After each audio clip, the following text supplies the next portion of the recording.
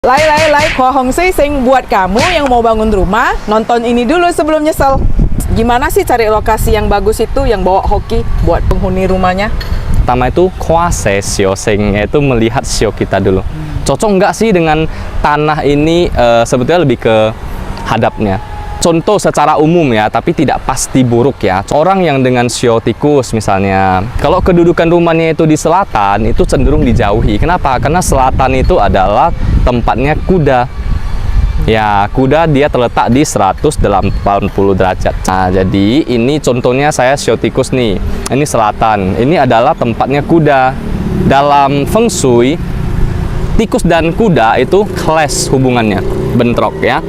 Jadi cenderung orang yang dengan sio tikus akan menjauhi tanah atau lokasi yang duduk selatan hadap utara. Yang bagian kedua, kita harus menganalisa sekitar lokasi lahan ini ada atau tidak benda-benda atau material bentuk-bentuk yang merugikan kita. Contohnya umum tusuk sate. Kemudian ada juga yang namanya bangunan yang menjulang tinggi, tetapi dia ada balok atau ada tiang atau sudut yang menghujam ke arah bangunan kita. Ada banyak energi negatif yang bisa datang dari apa saja, dan itu harus dikonsultasikan dengan ahli feng shui yang relevan. Sehingga untuk mencari lokasi yang bagus, kita perlu syarat-syarat demikian. Wujud kalau kita beli kafling begini, kita mau bangun nih, bagusnya rumahnya hadap yang di bagian mana ya? Karena kan dia dapat dua sisi nih. Aduh. Oke, letter L ya. Letter L seperti ini, ya susunan hook ya. Kita mempunyai kebebasan. Kita mau buka pintu sini atau buka pintu sana.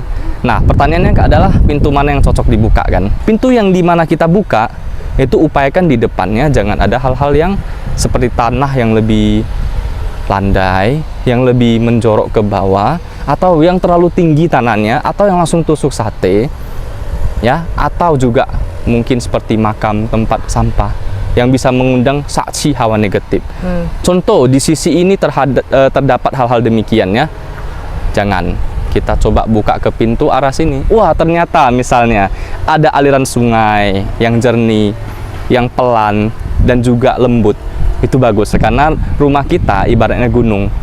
Kita kan posisinya ya berjaya ya, di bawah adalah lautan. Itu disebut feng shui yang bagus karena energinya naik terus, dari laut naik, kemudian dia akan turun lagi.